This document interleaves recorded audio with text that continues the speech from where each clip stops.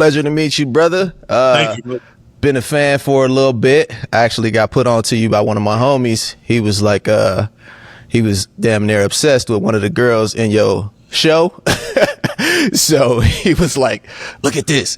And then I found a path back to your whole show and your whole situation, man. So pleasure to meet you. Pleasure to have you on the pod, man. And if you could just go ahead and introduce yourself a little bit, man, and we'll just kind of just chop it up a little bit and, go from there. What's cracking, man? What's up, family? I'm Bigg Job, man. Filmmaker, director, writer, actor, comedian, father, husband. You know what I'm saying? I'm from LA. And I'm happy to be here. Born and raised LA? Born in San Diego. Okay. Born in Dago, man. I was born in Dago, raised in LA. I'm the youngest, and I'm the only one born in Dago. Everybody else born out here in LA. But yeah.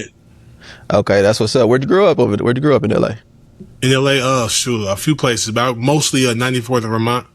Oh, okay. 90s on the west side. I grew up in the 40s. You know what I'm saying? I went to 42nd Elementary School. Went to Audubon, junior That's high. funny. My elementary school name was Audubon. I'm from Milwaukee, Wisconsin. Yeah, and my elementary school name was Audubon. That's crazy. Audubon, yeah, is that right? Yeah. My middle school, Audubon. Unfortunately, I didn't stay there. They kicked me out of there, man. And then I went to John Muir. I went to Bret Harte first. And I'm here in LA. Few people from LA know these schools. You know what I'm saying? Yeah, and it's funny because these school names are the same. Like we got a John Muir back in Milwaukee, Audubon. So I be seeing Marshall. I seen that. Yeah, there's a Marshall up here in the valley. I went to Bret Harte. I got kicked out of there. Then went to John Muir, and then I didn't get kicked out of there, but I was about to. And my mom sent me to my pops in Dago. Oh, okay. So check this out. Me and my wife was having a conversation today about how crazy it would have been if we had to grow up in LA. Like, we come from Milwaukee. Milwaukee was crazy, but I don't know if I could just be every day. I got to fight niggas. Like, where you from? I got to, like, how was it growing up, bro? Like, was it like that for real? Yeah, every day, man. Every day. Especially if you're outside. So, for example, I got a close friend of mine that I grew up with. Correction, I didn't grow up with him. But I reunited with him when I was grown. And at around, maybe 10 years ago. But we knew each other. Well, we went to the same elementary school. He's a year behind me, first grade, but I was in the second grade. And then, so we knew each other up until sixth grade. We knew of each other, I should say. He remembered me because I was an extrovert. I was a clown. So he knew who I was, but he was a quiet kid. Right. So fast forward to us meeting in our 30s. He was like, yeah, bro, I remember you. We went to elementary school together. I'm like, what? He was like, yeah. So long story short, he grew up in the hood. He grew up in the 40s. He went to, 42nd Elementary School. He went to Crenshaw High School. And everybody knows Crenshaw is a notorious high school in LA, South Central LA. He grew up in that. But he was one of the kids that slipped through the cracks.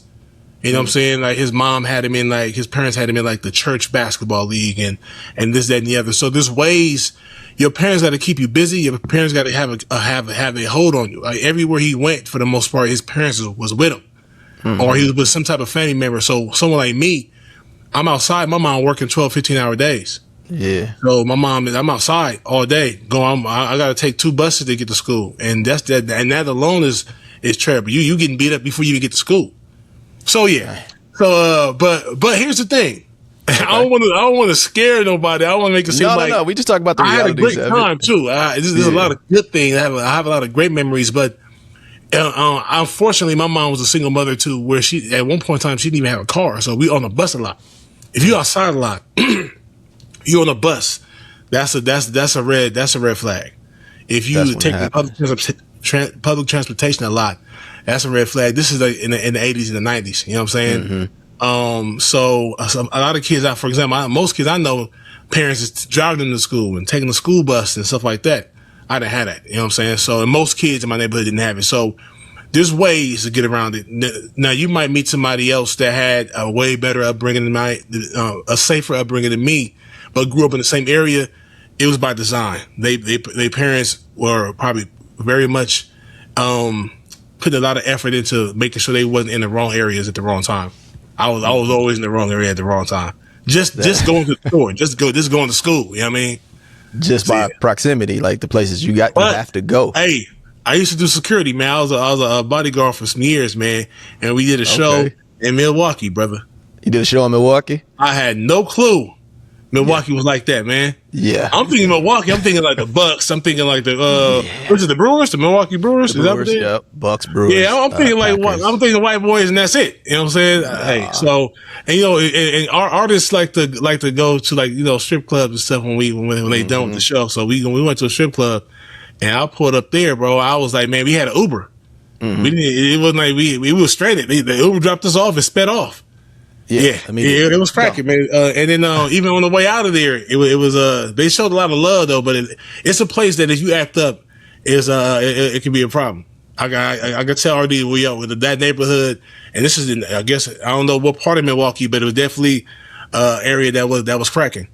Yeah, it's funny. It's like how different places are. Like Milwaukee can get like that, but it's not. Growing up, there wasn't really like it wasn't as territorial. You know what I mean? Like you can get messed up for being on the wrong block, but I was able to catch the bus to school every day. You know what I mean? Like I had a couple, fights here and there, but it wasn't nothing crazy. Like I knew if I go this way, it's gonna be a issue. I ain't really had nothing like that. But yeah, for the most part in Milwaukee, like it get crazy. But if you kind of chill and being kind of player about it. Yeah, if you're looking for it, you can have a problem. That's kind of why I said the city kind of made me feel like if you're looking for it, we're gonna show you. But in LA, you could not be looking for it at all. You could be trying to just mind your business, brother. I'm about to go on a little date. I'm about to go see a girl. I'm about to go to a girl's house. You got to depend on where she at. You only 13 years old. Depending on where she live, you ain't going over there. Meet me at the movies. Bro, in the valley somewhere. All right, you know what I'm saying? So yeah. But as a grown man, I haven't had any issues living back in LA, man. Just, a lot of time if you stay out the way, there's ways to just, be cool, be grown, and just be safe. You know what I mean? Yeah. And that's what we all about, man. I had one of the best burgers in my life. That burger joint that can't nobody go to. You know what I'm talking about. Hawkins, that one time. And I was there on the shoot. That burger was fire, bro. Crazy. The burger crazy. But it's in the Badlands, man. If you ain't focused, I had an escort. Yeah, kind of I was safe. They had me, so I was good. That's interesting to hear, man. Just how the similarities, and then how different it is, also from growing up in LA, and then from where I'm from. But I really want to talk about how you got into the filmmaking and the creative side of things, because for me, getting into the creative took me out of those spaces I didn't need to be. So I grew up making music, and then I used to go into this music store called Mars Music. I don't know if y'all ever had that. Mars. But it was something like, it was like Guitar Center before Guitar Center, and you can go in there, you could just play all the instruments and do whatever. I used to go in there and make beats. And then my big homie, he found me in there one day. He was listening to what I was doing. He was like, "Hey man, you ever been in the studio?" And then he showed me he took me to his studio, and it became my big brother for life. That creative outlet is what, kind of took me and put my head on the right way. Like, was that the same for you, or how do you feel you got to this path? So the first thing I would say, I'm the youngest of 7. Okay. Right. Dang. So I got older brothers that's like 11 and 15 years older than me. So my brother was the oldest one. My brother, man, would come. Malik would do it too. Malik would pull up. Man would pull up too, and they would just come get me and just my brother would take me to his house for the weekend. And I saw, like, he lived in a big old house, him and like some roommates. He was young. If I'm 10, he's 25. If I'm 15, he's 30. You know what I'm saying? And he's living like, kind of like, it reminded me of The Real World, the TV show MTV. The Real World. Like a 5-6 bedroom house, and there's like 5-6 people living up in there, but it's a big house. You can get lost in it. So he would like take me there, and I would just be there. And I was like, man, you can actually live like this. Cause my brother from the hood, he went to Crenshaw High School. He from South Central, and he grew up and got jobs. He hustled and then just made his way, and just didn't get caught up in the bullshit. You know what I'm saying? So he was one of the main reasons. On top of our father, of course, our father was my biggest influence, but he was influenced as someone that I grew up looking up to, my older brother. And he showed me another way of living as a young dude. Cause where I'm from, you grow up and the big homies is gangsters, you know what I'm saying? OG dudes, and niggas is walking around, riding around, and you see that a lot too. But I saw my brother kind of like deviate from that. You know what I'm saying? Right. He could have easily been that. He got a lot of his homies are that, but he's not that. So I knew that there was a way that I could make it out the same way. So that was one point. And my aunt Deborah used to come and grab us, me and my sister and my cousins, and take us to the Fox lot to watch the Martin and Robert Townsend's TV show back in the day, Living Single. We would watch the live tapings of the sitcoms, and What's that was the Fox lot? Oh, the Fox, the lot. I'm sorry, the Fox production like the lot. Studio lot. Okay, Studio yeah, lot, it sounded like that was one word. My bad. Okay, so my bad. Fox lot. Yeah, my bad. Yeah, Fox lot. I got you. The Fox Studios. Yeah, got you. And we would watch live tapings of Living Single, Martin, and stuff like that. And it would show us like, man, the actors and actresses, they out here doing their thing. And that was a way of getting us out the hood. After school, she would come get us and take us. After school with no direction and no plan is the worst place to be in my neighborhood. You know what I'm saying? You're going to find your way. It's easy to get distracted. Yeah. So my auntie, who is an actress as well, would take us. And even though nobody was interested in that but me, and actually acted. And that's kind of where it started. Me seeing Robert Townsend, me seeing Martin and Queen Latifah and Kim Coles and everybody acting live and doing their thing. And I was like, man, this is something dope. I would love to do this one day. You know, so that's where it started the interest in like performing, watching them perform. And I'm in middle school, high school back then. And so, and then, of course, I'm still messing up, kind of getting in trouble. You know what I mean? And my mom sent me to my father in San Diego, and that changed my life because growing up in San Diego, you can get it can be tricky too. But the area that I lived in and being under my father's roof was a way different situation. My mom was definitely authoritarian, but she worked a lot. You know what I'm saying? And my dad it's different when it's your pops. You know what I'm saying? My pops say something like, stay in the house all day. He'll be gone for a week. Don't leave the house.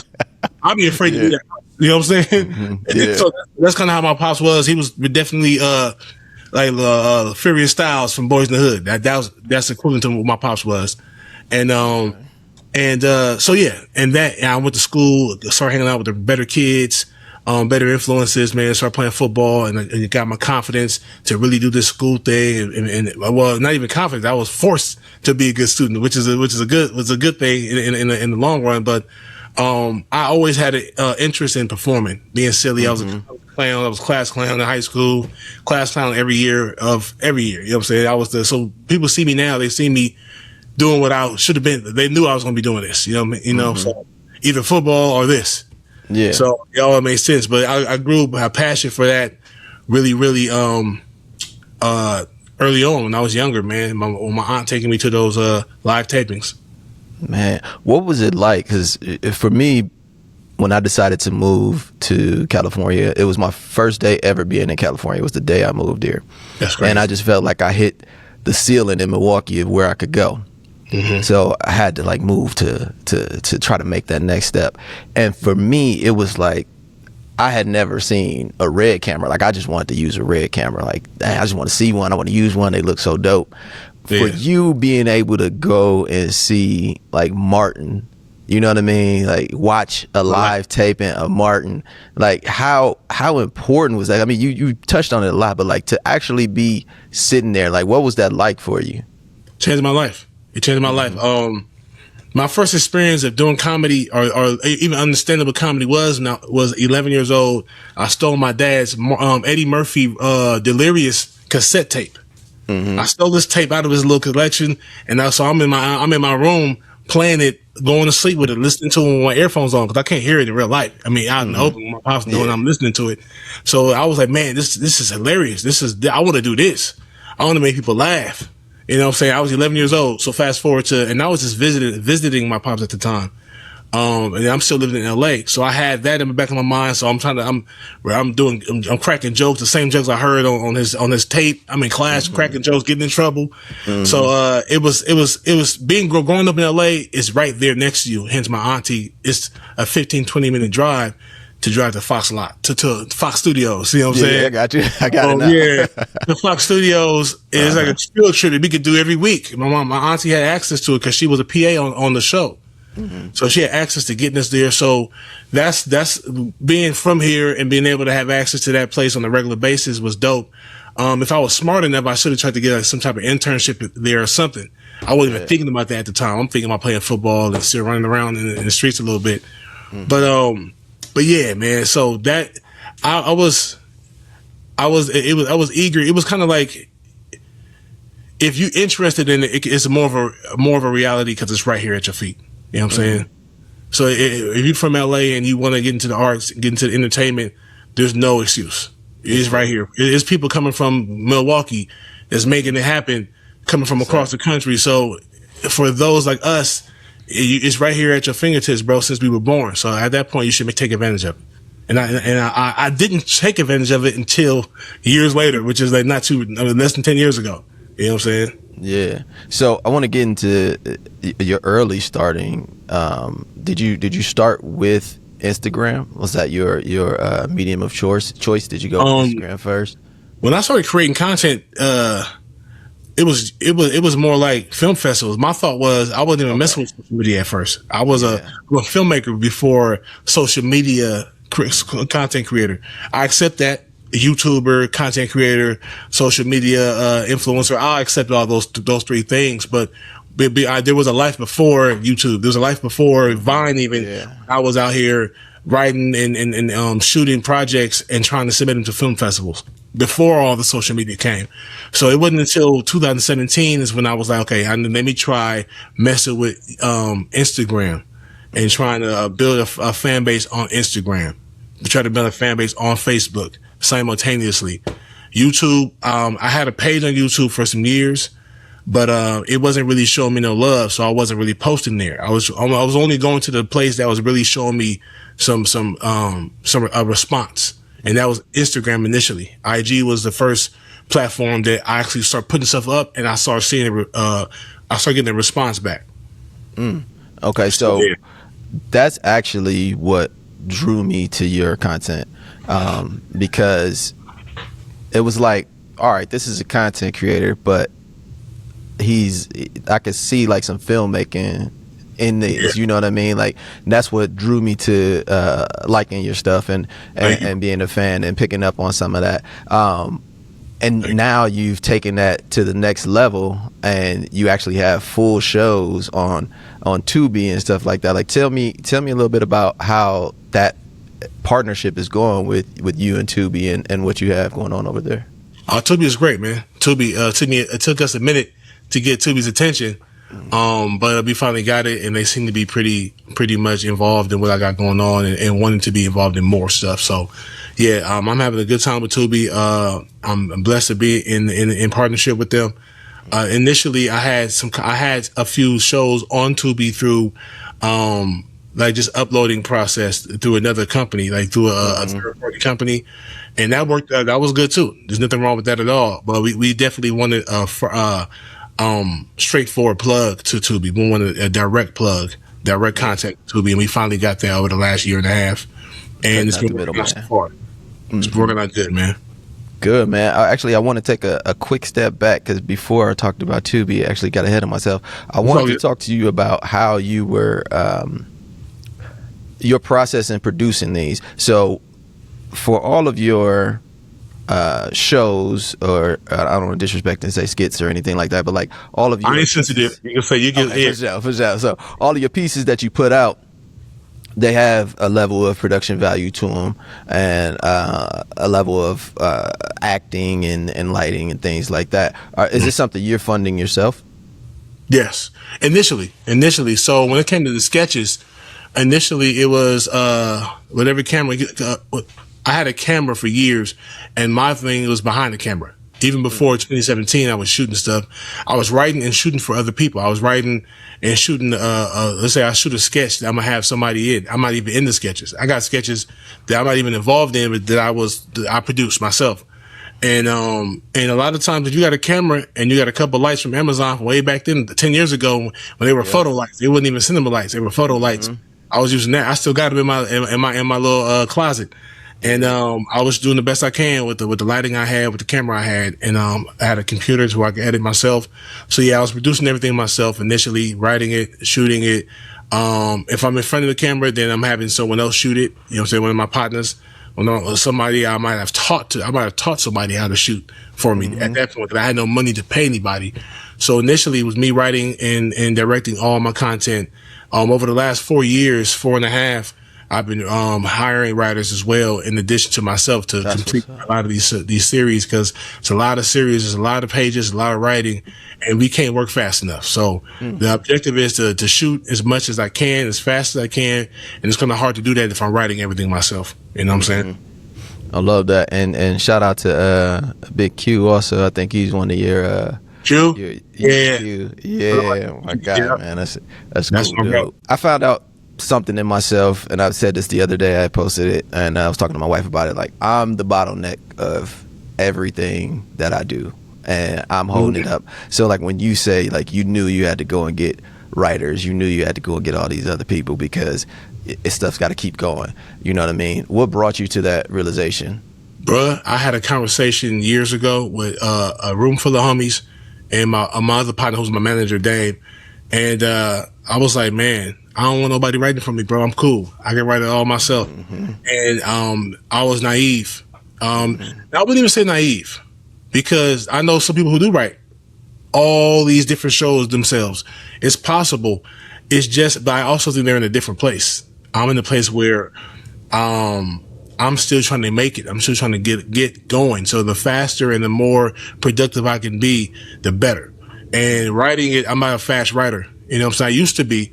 But after doing so many sketches without writing, I've shot over 500 sketches and I haven't written any of them, right? So I got out of the habit of writing. So now I'm so used to just turning the camera on, grabbing the actors and directing on the spot. I got to sit down and actually sit down and start writing the scripts. And I can do that. That's not a problem. But my mind is so, I realize when I sit at the computer, I always feel like I should be doing something else. I should be editing something. I should be reading something else. I should be reading the script. I should be writing the script. I should be preparing for the next project I'm doing. And so instead of allowing myself to waste time, take more time than necessary, doing everything myself, I got to buckle down and be more productive by hiring other people. You know what I'm saying? It's been working out. It's the best idea. It's the best idea that I didn't come up with, because everybody else was telling me, hey man, you need to get some writers. I'm like, nah, I'm good. And it wasn't an ego thing. It's not that no one can write for me. I'm the best writer in the world. It's not the case at all. I'm specific. I'm very meticulous about what I want, the kind of comedy I want, the kind of the dialogue or the delivery. So I write it a certain type of way, and it wasn't until recent when I started coming across people in my camp that are writers as well, that know my voice, that know how to write for me, and they do a great job doing it, and it works out. So season 3 through 5 has been a group effort. Season 2 was me and another guy who was my DP for season 5. Don't want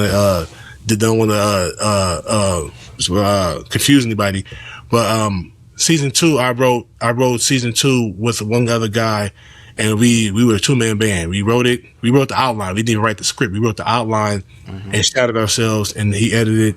And so, yeah, it was us two doing that. Season 3, 4, 5, I've had a whole production crew to do that with, so we can move it smoother and faster. Yeah. What's your process when you go to write? So I know I like to try to do these in person, but I know your manager Dame and Shantae, I think that's how you say her name. Was you in LA? You in LA? Yeah, well, I'm in Palmdale, but I'm in LA. Okay. I can go anywhere and shoot that. Yeah. We could have. If you in Cali, I mean, you in LA, we could have met up. But it's all good. Yeah, Either way, bro. Good. But no, they were saying you were busy writing. So, like, what's your process to get into your writing mode? Like, what programs do you use? Like, what do you do? I use Final Draft. Final Draft is a writing software I use. I used to, when I was broke, I used to use Celtics, Celtics or Celtics. Yep. Celtics is the writing software. It's perfectly fine. There's nothing wrong with that. I only upgraded to Final Draft because I had the money to do that. Mm-hmm. And I don't know if Celtics has certain perks that Final Draft does. Like you can collaborate with other writers with your script through Final Draft, and you might be able to do that with Celtics too, but I'm not sure. But yeah, so I use Final Draft to write all my scripts on. I edit on Premiere Pro. I used to edit on Final Cut. Most of the editing is done by my sketches are done by Q. He does most of my editing. 99% of my editing is done with him. But I still do every now and then have to do something real fast, do something quick. I edit myself. Mm-hmm. But the process is, man, I listen to music. If I'm writing some stuff for Lesbian Homie, which is kind of like it's kind of turned into like a rom-com. I listen to like R&B. I listen to like little romantic songs and shit, or toxic songs, toxic R&B songs to kind of jog my memory or give me some ideas for where to go with this scene.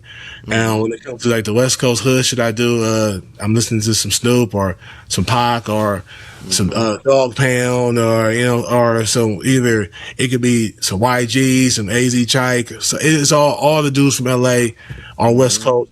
Even in the Bay, I listen to them too when I'm writing some hood shit. So that's kind of how, because I'm a music guy. I love music. I'm a soundtrack guy. I love bringing soundtracks back to cinema.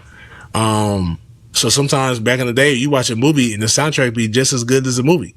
You know what I'm saying? Soundtracks, man. I miss soundtracks. So that's the goal. The goal is to bring that back as much as possible. I watch Friday all the time. It's one of my biggest influences when it comes to filmmaking.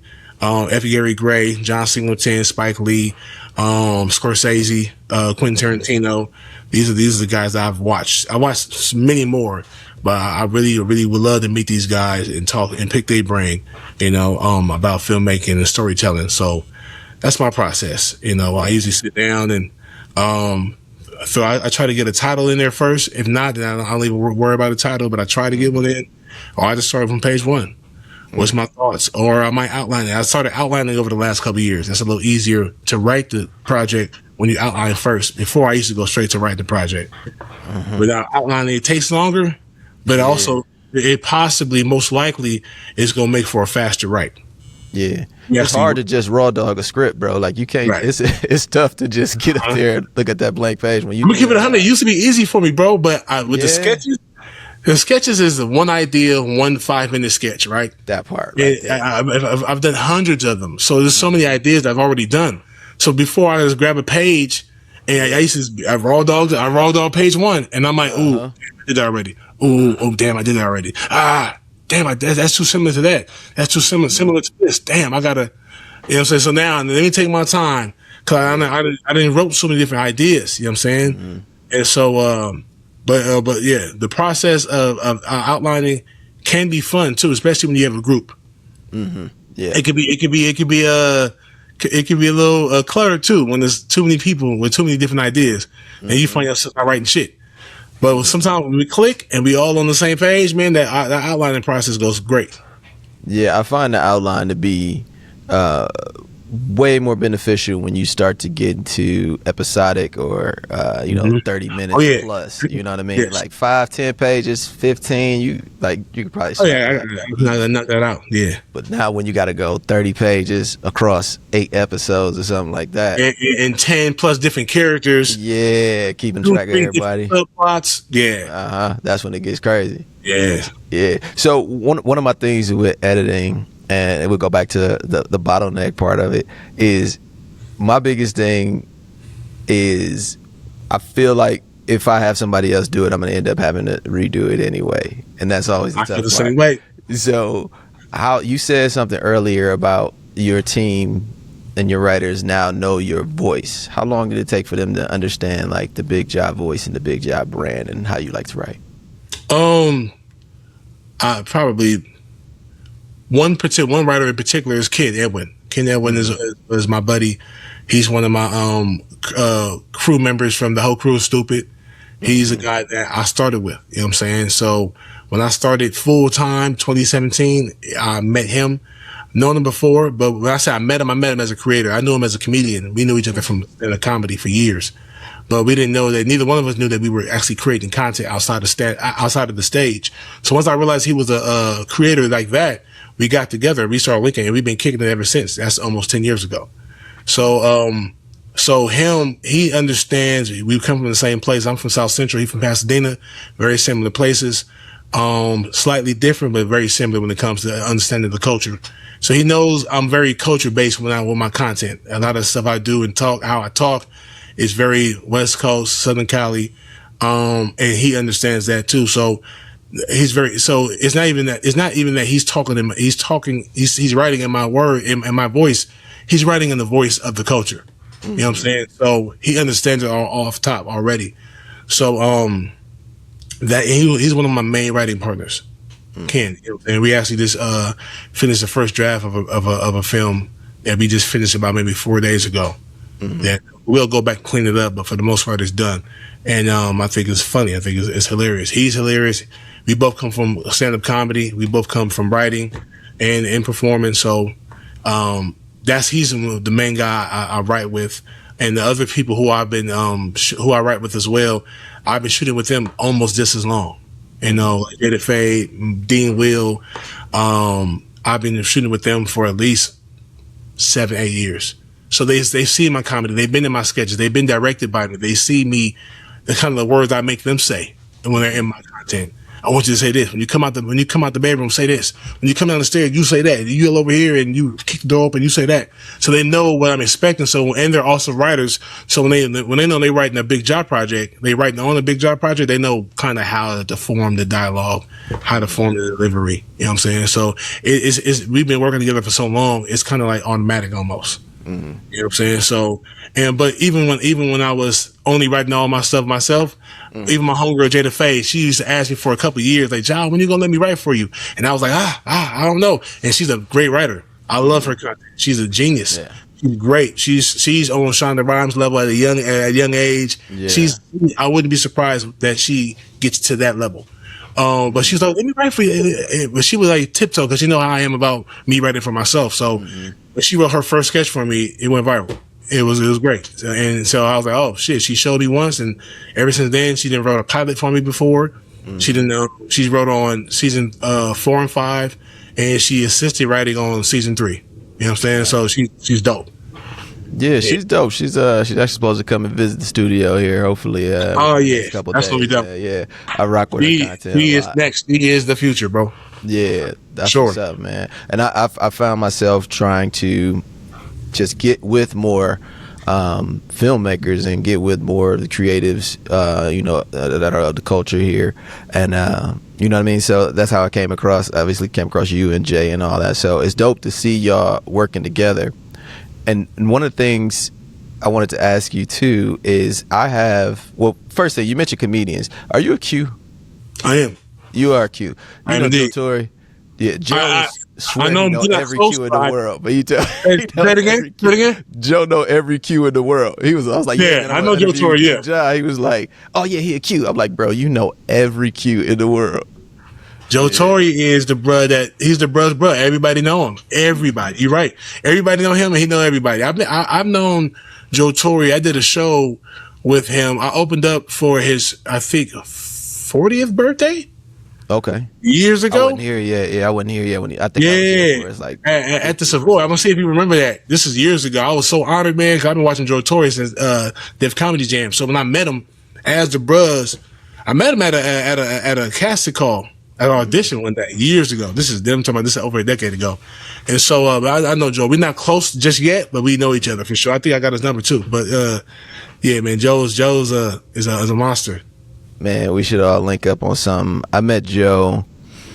Man, when I first got out here, Joe was in the first movie I ever directed called The Workout Room. And it was so random how I got that job. Like, one of these producers I met just hit me up like, hey, this movie lost its director. I was out of town on the shoot. She was like, you need to read this script now and talk to them tomorrow. And I read the script, did my due diligence on it, everything I could while I was on that shoot. And they see it, I was coming back. They was like, yeah, so we've got Joe Torre. I was like, wait, what? I thought this was going to be some little just whatever. I was like, oh, man, we got Joe Torre. Torre Har. We had just a bunch of people. And I was just, Joe ended up being like he was here on the podcast, and he just ended up being man. So we do a lot of stuff. So we all should link up and do something, man. That'd be dope for sure. For sure. Yeah. I want to talk to you about directing actors and directing your actors. So for me, I don't know the level of actor everybody is in your shows, but everybody's great. Thank you, man. Did they start great? Did you put them in places to be great? And I say that meaning whenever if I have this actor and I know this person, I'm like, all right, I'm just going to write you. And if I write you, you can be you. And then we can go from there. So how does that go with you? Nah, man. Are we talking about certain shows or just sketches in general? Just in general. Oh, in general. So, usually how I approached it, when I first got into this officially, when I say officially, meaning I've been doing sketches for years before 2017. But 2017 is when I decided to take my cameras all out and just start shooting myself doing sketches and not being a camera for hire, because I was a DP for hire for years. Then I'm just a guy that I'm shooting myself. I need you to shoot me. That was 2017, and I would watch. I went to a place called the Sketch House. The Sketch House is in Van Nuys. It's about 15 minutes from here, while I'm in North Hollywood, and I just went there, and it's a house full of people who are shooting sketches on their phones. You know what I'm saying? So I'm like, okay, I'm watching it.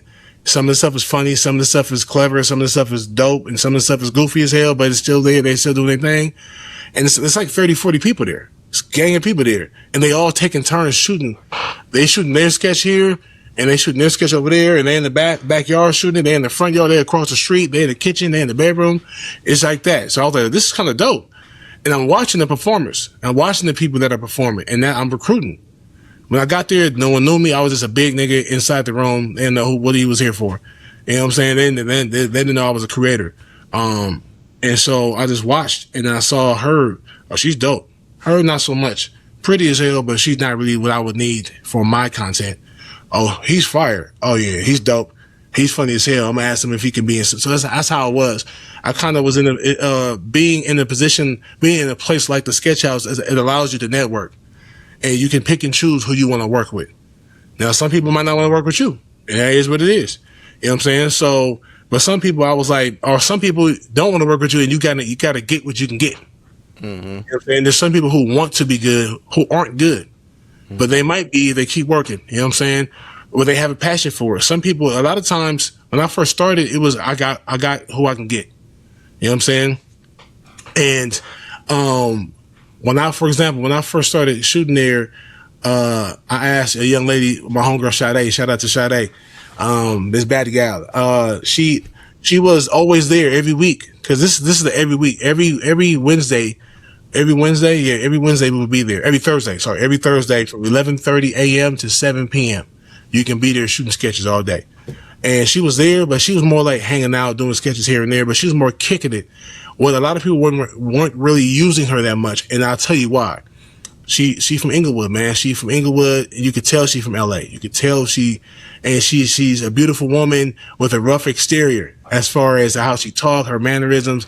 She's real West Side LA, you know what I'm saying? So, but for someone like me, I need that in my content. So I heard her talk before I even seen her. I asked her if she wanted to shoot with me, because I know I'll go watch her talk to whoever is in the room, and I can make her who I need to make her. So answer your question, I can just have her be her. You know what I'm saying? And not saying that she couldn't do nothing else, but what I needed her to do, she was perfect for. And we created a sketch series called I'm Coming Too. And she played my girlfriend with that. Wouldn't let me do nothing at all. She wouldn't let me go nowhere by myself. Because anywhere I'm going, I'm coming too. I'm going to sleep, I'm coming too. I'm going to the bathroom, I'm coming. That was a whole That's sketch. my wife, bro. Yeah. I can't. Where you going? Like, she would be right here, right now, if I wasn't just doing it. It did. Hey, that's how it is, bro. I ain't mad at it. Right, and so that went viral, and that kind of that went viral, and people could a lot of men are like that. They're like, man, that's just like my girl. My wife is just like that. You know what I'm saying? My lady, just like that. So I did that, and then as that started getting better, that started going viral. I was doing episode after episode after episode. People start coming around. Now people want to start working with you. So you kind of work. It was just me, her, and my homegirl Courtney. I met Courtney there too, Granny. That's her nickname. And these two young ladies started shooting with me when I didn't have any followers, really. I wasn't popular. You know what I'm saying? I just had good work. And so I think once my popularity is not what got people wanting to shoot with me, it was the work. It was a quality of work that I was doing, the way I was setting up the joke in the sketch. So people start seeing it, things start going viral, and folks like, oh man, he dope. I kind of want to be in his shit. And that's kind of how it started, you know. Which I understand. When you're the new kid on the block, no one cares about you. No one wants to work with you. But those two young ladies did, just out of pure, just why not? I seem like a cool dude. They didn't see my work yet. They was like, yeah, I'll shoot with you. That's all. And we shot some stuff, and the shit we shot started going. You know what I mean? Start doing real good. So, and then I started building building the network of actors and actresses with that. You know what I'm saying? So, well, at first you start with who you can get. You know, everybody ain't the greatest actor. Then you get across some people who've been acting. That's what they do. They're actors. And they're like, oh shit, that's like a cheat code. So it make your job easy as a director. But the ability, I feel like acting, if you're a solid director that has patience and understands how to talk to people and how to bring out the strength in someone else, there might be someone who's not that strong of an actor, right? But she is real good at this. She's sassy as hell in real life. So, all right, so when I need a sassy actress and a sassy character, I'm gonna call such and such. I need a girl who ain't the strongest. She knows she's not a mean chick, so she can't act like she don't have a lot of attitude, but she's super sexy. All the seduction shit, all the vixen type shit, I'm gonna call her for that. And the girl that's gonna be like, kick your door down and I'm coming too, you ain't going nowhere, nigga, bring your ass home. She's perfect for that. That ain't really her thing. She can't really turn on the mean streak, the mean girl. That ain't really her thing either. You know what I'm saying? Or the real affectionate, the girl that can cry on the cue. Oh, that girl over there, she can do that. So let me get her. You know what I'm saying? So same thing with the dudes. Some fellas like being big and strong and aggressive. That's the typical thing a man can do. Being vulnerable, being a buster, being scared of somebody. That's not easy for men who are not naturally busters. You know what I'm saying? Right. So some people can turn it on. Like, for example, I use my boy B. Watts. B. Watts is a dope ass actor, man. He can play a buster. Is that Watami Kwan? Is that who that is? No, that's Quan. That's Watami Kwan. Oh, okay. You said B. Watts. Okay. B. Watts is that's his last name, Watts. You know what I'm saying? So, okay, got it. Yeah, but since you know Quan is a good example of that too. He can play the little gangster dude too. He can play like a nigga running up on you. What's happening? He also can play the guy that's scared of you. He does it very well. He plays both sides very well, and that's someone that's very useful to a director that shoots that type of content. Yeah. You know, you could be the aggressor, or you could be the oppressed. You know what I'm saying? You could be the villain, or you could be the prey. And so when I'm playing Tiberius, which is the character that really blew my brand up. That's the real tough dude walking around beating everybody up. I can easily do that. But then the very next show I started creating was I'm Coming Too, where I play a buster to my own girlfriend. Mm-hmm. She be bossing me around, punching me around, slapping me around, and so that was on purpose. That was to show the tough nigga, and also the soft dude. Right. You know what I'm saying? So yeah, that's kind of how when it comes to, then you got people who can do everything. Mm-hmm. You got actors that can do everything. They can play every type of emotion. They can emote anything you ask them to do. They can do it.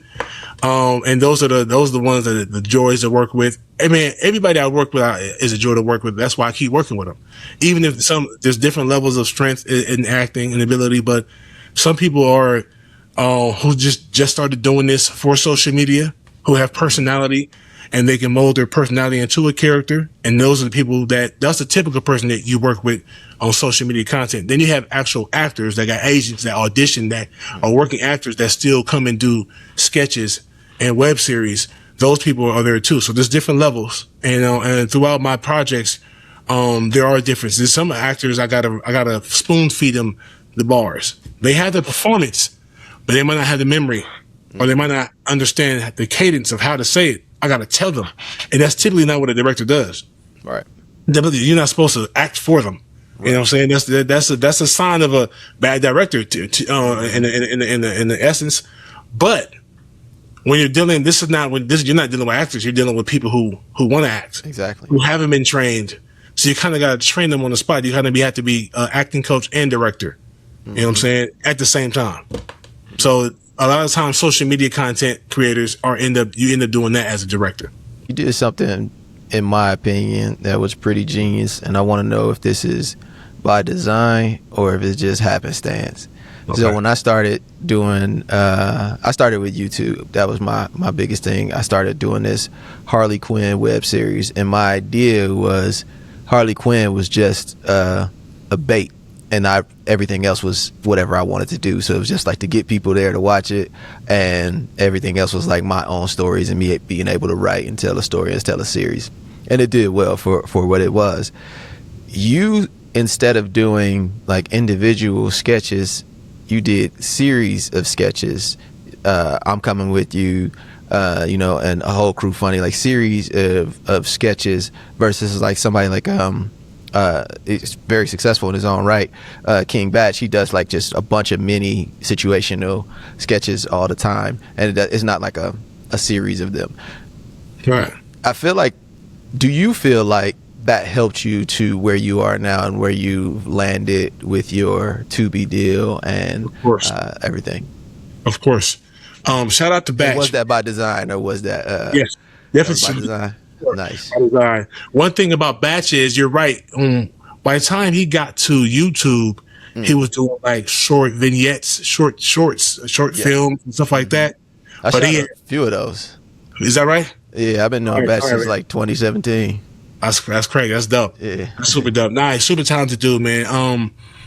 He started on Vine, to my knowledge. Mm-hmm. There's 6 seconds. Them 6 second sketches. 6 Yeah. second sketches. Yeah, you got it. Yeah, And he was killing those. But he had that point. So he was mastering the art of telling a story in 6 seconds. Mm-hmm. So before he started doing the bigger, longer projects, he had already built that fan base on Vine. So I think he might have been doing Vine and YouTube simultaneously, I think. But I know Vine is what really blew him up, to my knowledge. Correct me if I'm wrong, or he might. But then he holds like the world record of most Vine followers. Like he's in the Guinness Book of World Records. Yeah. Yeah. And so all it took for him to say Vine is over with, come follow me on YouTube, come follow me on IG. And they went, of course, as they should. I'm saying, so once you got that fan base, you can shoot long form stuff. I was starting from scratch with IG. Mm-hmm. So you can't, I would tell anybody that's starting on the platform for the first time, don't go big yet. Don't go big. Don't do short films yet. Build a fan base first, because you have the knowledge and the know-how and even the resources of doing a big project, but who's going to watch it? You gotta. People don't care. They don't know you yet. So they knew Batch. Batch he got it out the mud on Vine, you know, and then worked his way up to doing long form videos, long form films. And same with me. I started doing 60-second videos on IG, putting them on IG and Facebook. 60 seconds. Then I started putting them on YouTube. I just started taking the videos, the 1 minute videos, and putting them on YouTube as 1 minute videos, and that started building a following on YouTube now, as well as IG. And so then I started making longer form because fans were asking for, man, I wish it was longer. I wish it was longer. I wish it was longer. This is too short, man. Damn, it's over already. So I started reading those comments. This is about a year and a half into it. And I'm like, there we go. So these are the people that will watch from the beginning to the end. So I started making 3, 4, 5 minute videos. Mm-hmm. Then once that happens, I'm like, now I can do an episode or something. I can do like a 5, 6 minute episode or something, where it's not just one setting. Like this episode carries from this house to the gym to the barbershop back to the house, and that's the episode. So I started doing that because I feel like the fans asked for it, the supporters asked for it. Mm-hmm. So now people are watching. Now they tuned in. Man, I can't wait till next week. Can't wait till the next episode. But without that fan base, if I would have started 2017 just making 15 or 10 minute videos, I would have put a lot of work into that, a lot of money into that, a lot of effort, a lot of favors into that, and it probably wouldn't have, unless I was blessed for it to go viral with the first video just go viral out the blue. It happens every now and then, but that's a blue moon situation. That typically does not happen. Mm-hmm. It didn't happen for me. It didn't happen for, I don't believe it happened for Batch, you know, but I will say it's by design. I started off slow, 60 seconds, and worked my way up to where the fans, the supporters were like, man, we want to see more of this. Well, why are they too short? Come on, John, what's the next one? They start asking for the next one. Now I can start doing episodic situations. I love that, bro. I love that. And that brings me back to Tubi without getting in your business too much, but I just love it. It's like fascinating to me. Sure. You know what you've been able to do, you know, basically on your own, and then gathering a team together, and now on a, you know, streaming service directly, not through another third party. I think it's a great accomplishment. Tell me,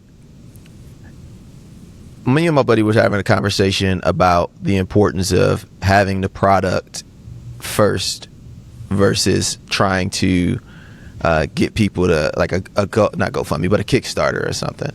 Like having something to start showing to the people first, and having people get behind you, for lack of a better term, get behind you. Like right. You said, how you started.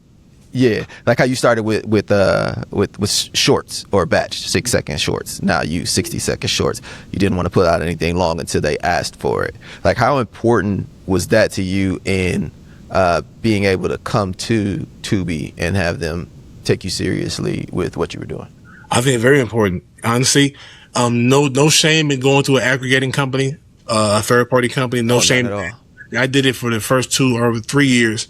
And it was a good partnership, and it still is. I still have content on through them. So we're still doing well with Homestead. Shout out to Homestead. That's the company I'm with, and I was with them for the first few years in hopes of eventually getting straight to Tubi. Now I'm straight to Tubi, so now I'm doing business directly with Tubi, and we still have back catalog stuff with the other company, Homestead. And it's still working, and I work in conjunction with both of them. And but I don't think Tubi would have taken me serious if I wasn't making noise on the through the aggregating company. If I wasn't already making, because Tubi has more than one way of getting their attention or getting on Tubi. Because I was on Tubi through aggregating company. And so that was giving my content to a company, and they had the relationship with Tubi, and they were putting it on Tubi. Boom. As opposed to going straight to Tubi. So that works, and most people are going to have to do that before they can do what I'm doing. Unless you are, because it's all about numbers. And they want to know that I already proved to Tubi that I have shows on your streaming site that sells, that gets views, that people watch. And there's a demand for it. So that made them want to be like, okay, let's talk to him directly now. Initially, I know these third-party companies are buffers. It's buffers. You know what I'm saying? It's equivalent to someone asking me, I get DMs every day, man, yo, Job, what's up, man? I'm an actor, man. Or I want to get into acting, bro. I would love to be in one of your shows. You want to get into acting and you want to be on one of my shows. That's crazy. Doesn't make sense. It's crazy. Hey, have you done any acting before? I asked him. Have you acted before? Or not yet, man. I'm a quick learner. Okay, well, learn to act first. And then come back. You don't start with me. I'm not the person you start with. You gotta, you know what I'm saying? And once you follow me, man, I look at their followers, and it's not about how many followers they have, because I don't care about that. I look at how many posts they have and what they're posting. You got 13 posts, bro. You got 30, well, and it's you with your dog, and you working out, and you got money to your head, and you in front of your car. That's probably not even your car. Yeah, the money phone. Like, what exactly am I collabing with? Why would I put you in my videos or in my any of my shows? Oh no, you know, man, I'm funny. How would I know that? I can't see. So you think that I'm just going to walk around this casting people that I've never seen act before? Or I have no clue what their talent is. At least people who I've thrown in something, I've seen them before. I've had a conversation with them, and I might even put them through a little audition on camera, all through a FaceTime, or I see their page already. Their page shows me that they have personality. They can do this, they can do that, they can dance, they can do that. So yeah, I can use you. You know what I'm saying? But if you have nothing to show, what exactly am I? What's prompting me to want to work with you? Same thing with Tubi. If I have nothing to show, why would they want to work with me? So I had several things to show. Over time, I built that resume up, and now it went from us getting to run around for like years to like I could directly email or even call somebody from over there. Mm-hmm. So yeah, it's very important to have not, you know, I'm not saying you got to have 1,000 things or a dozen things, but you have to have at least one thing. And the most impressive that one thing is, if you got 3 solid things, great. 5 okay things, cool. 1, there's only got one thing, it better be a banger to get someone's attention. Because I think that happens. That's in any industry. That's in music. That's in film. You know, that's in fashion. I mean, you gotta show something, especially this time, this era, in this day and age. You have to have the product first, at least some product. You know what I mean? Yeah, I hate to use a drug analogy, but you got to give them something so they know. You know what I mean? Yeah. So they know what it is. You know what I mean? Yeah. Yeah, Gotta get them a taste. you got to give them a taste of that blue magic. You know what I mean? Uh-huh. But you know that man, again, like I'm just so impressed with what you've been able to do from Thank you, IG all the way up to the streaming service and Tubi. Do you plan on going into features? Oh yeah, absolutely. Yeah. Are you in the process? So that was the say it again. I say, are you in the process of doing one right Oh now? yeah, I'm in the process. Yeah, I'll be shooting the feature this year. Mm-hmm. But the features was the goal. That was I started with that mindset. You know, the sketches is not a decline. It's not going back. But I came to YouTube and Instagram and Facebook to make myself shoot fast videos. I never was into. I was sketches are cool, but my goal was to shoot movies and TV. Mm-hmm. You know what I'm saying? My goal was to be, having my films in the box office. That was the goal. That is the goal. And now, at one point in time, it was looking like the theaters was going out of style. I feel like they're coming back now. I love it, bro. With them two YouTube directors killing the game right now. So that just shows that original stories are still valuable. The theaters are still valuable, and they just proved it. Mm-hmm. And you know what I'm saying? They beat out Star Wars. They beat out a few other movies over the last few weeks. It's ready. I'm ready. I'm ready to put something in there. Mm-hmm. Love it, man. I've always had this question. Do you think a movie, let's just take, for example, Obsession. Yep. Do you think it could do as well and get as many eyeballs? Obviously, you don't make, money per ticket on YouTube, but do you think if he put that on YouTube, it would have did an equivalent of what it did in the box office, or what it's doing in the theaters right now? Yes. You think so? I think so. You talk about how much money he made? Well, I mean, I think I won't even say he made. I'll say the movie made. Yeah, because it's different, right? Like YouTube's revenue structure is different than the box office, right? So I wouldn't say that. I want to say impact. I want to say, the level of impact that it's having right now. So do you know something about Curry Barker, the director? Do you know anything? I don't know much about him. I know I shot him once. He was doing a sketch with Batch, and I shot him once, but I don't know him much beyond that. So did you know that he shot his own stuff, his own content? No, I do know he's about his YouTube channel and stuff like that. Okay. So he got 1 million followers over there. Yeah, 1 million followers. So, to answer your question, are you asking me if he could make 240? I think it's at 240 million worldwide. Right. It's a hard question to ask because like I know what I'm trying to say. I think with the reason why he's getting so much success, for one, the movie's fire. Have you watched it? No, I haven't seen it yet. I plan on going to see it. Movie's great. I watched watched it twice. Yeah. It's written great. It's performed amazingly, bro. I don't see too many chinks in the armor in that film, to be honest with you, bro. And I'm not a horror guy. That's my least favorite genre. I'm a suspense action comedy. You know what I'm saying? Rom-com. That's my world. Those are the type of movies I like to watch. Almost all type of movies, but horror. Mm-hmm. Because the horrors are very cheap. They're very lazy. A lot, in my opinion. We know when it's scary. You open the closet, you part the clothes, the jump. It's gonna happen either through the clothes or when you close the door and turn around. Mm-hmm. We know that. So they're very boring to me. Obsession. There's a handful of filmmakers that make great horrors because they have great story, they have great dialogue, they have great mystery. Not just horror, not just gore. It's mystery. It's mystique. Mm-hmm. He had all that in it. So it's a great movie for one. And for two, it did so well. I think it's been promoted. It's been promoted so well too. I don't know how much money they put into advertising this movie. Yeah. Even after the movie's out, because the more people are going to see the movie in the second week than they did in the third week than they did in the first week. Yeah, which is crazy. It's crazy, and that's what I think they're breaking word a little bit. I think either his movie or Backrooms have broken the record for like most something in the history of filmmaking. Of like the second weeks, I think it was I just read it. I'm sorry, I wish I could quote it right now, but it's in somewhere in my saved archives on my IG. But if it was just on YouTube, it probably wouldn't have got as much recognition. But he would have been. It would have been very, very successful. He would have made a lot of money on YouTube. Because you can make a lot of money on YouTube. You can make a whole lot of money. You know what I'm saying? Very similar to the amount of money he makes individually as a director for that movie.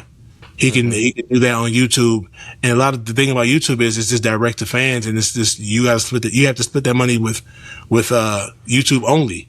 Unless you were dealing with you don't have to worry about this distribution. You got to pay them, and you got to pay the guy, whoever put the money up for the movie. You got to pay them back. But you could do that with if that movie was as viral in the theaters as it is on YouTube. I mean, viral on YouTube as it is in the theaters. His bread. He bred it up.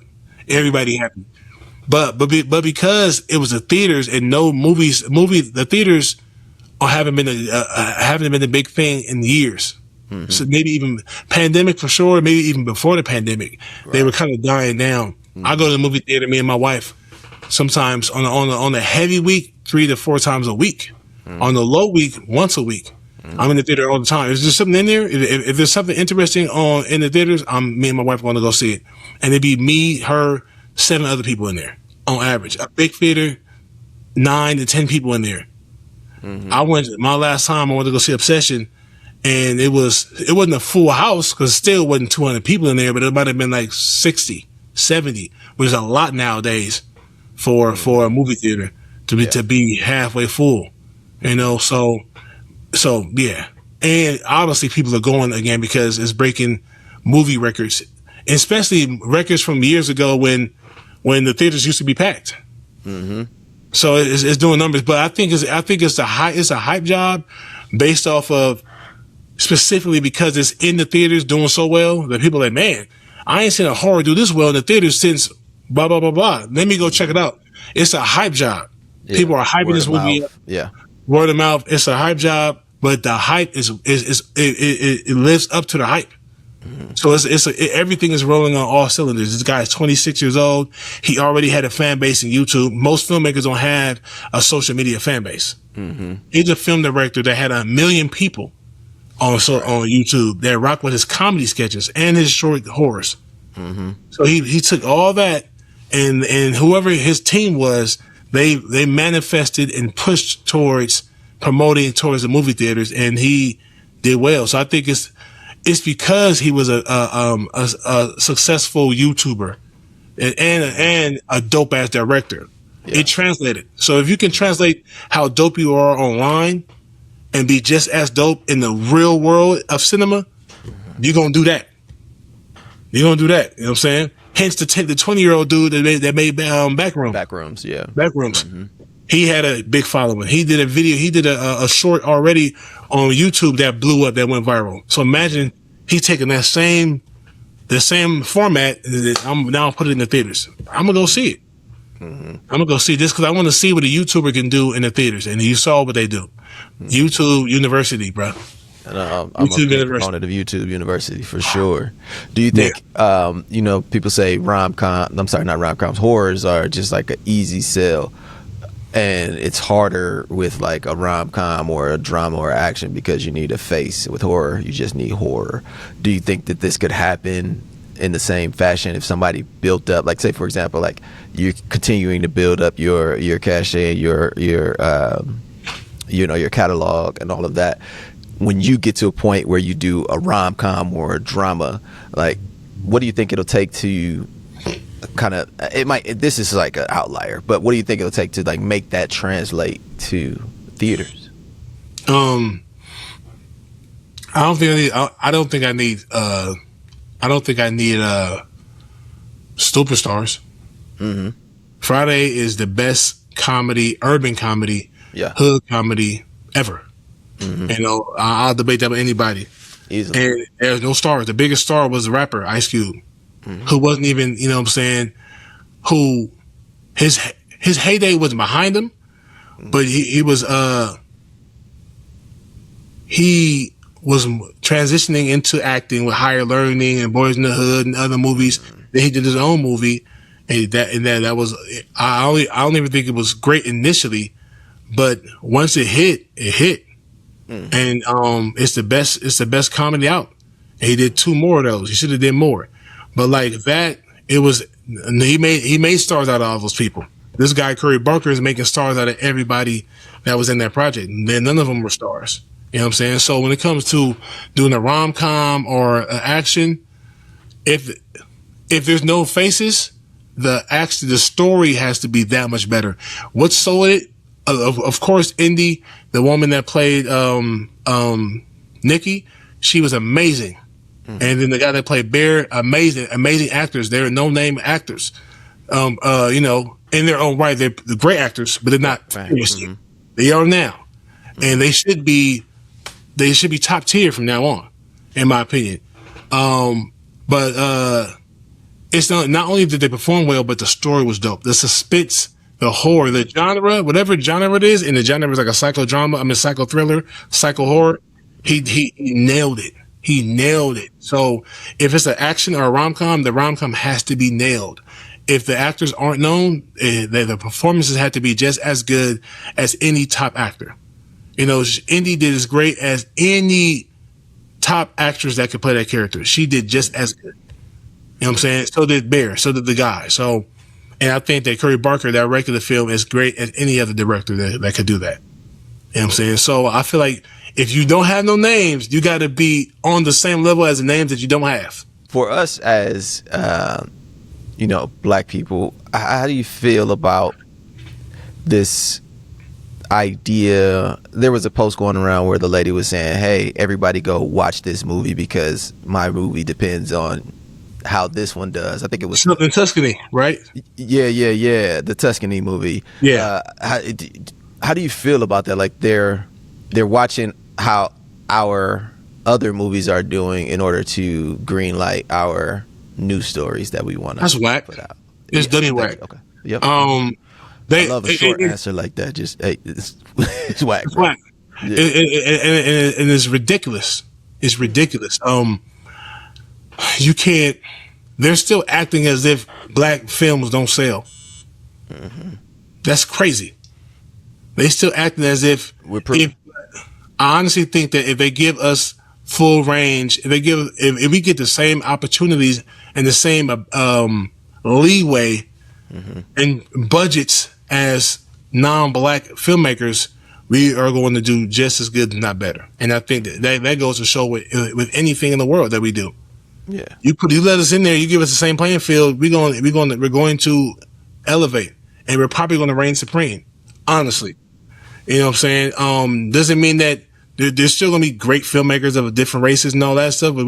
But we also in there too. They make it seem for some reason we got to make sure that this film is that we're going to greenlight your film. We're going to see what this other film does. That's a whole different production company.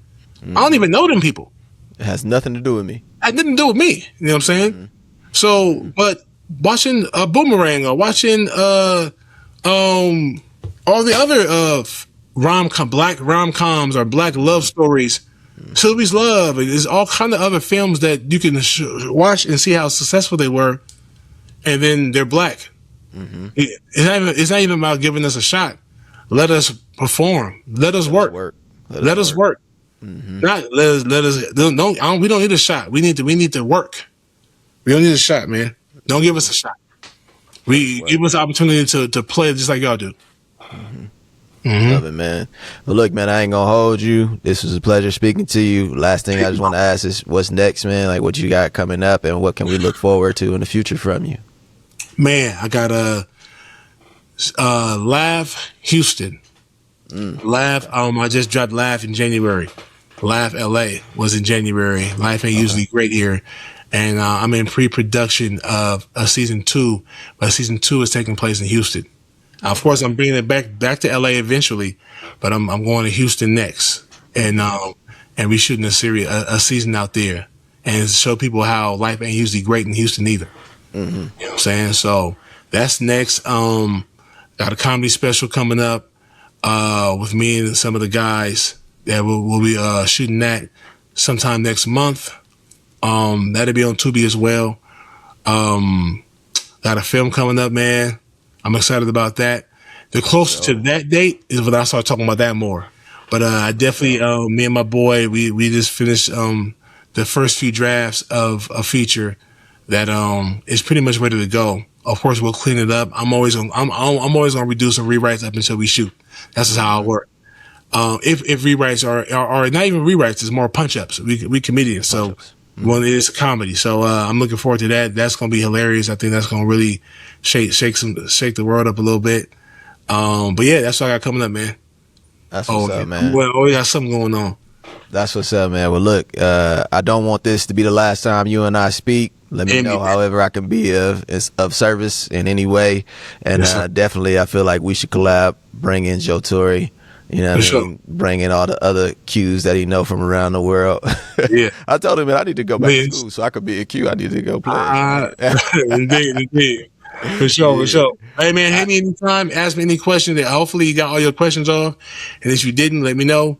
Sure, man. It was just a dope conversation. That's all I really wanted, just have a dope conversation with a dope creator that I respect. So, yes, sir, man. Love it, man. Appreciate you, brother. Love, Thank you, man. To the next one, into the max. Sure. Love. To the max. To the max. For sure, bro. All right, buddy, bro.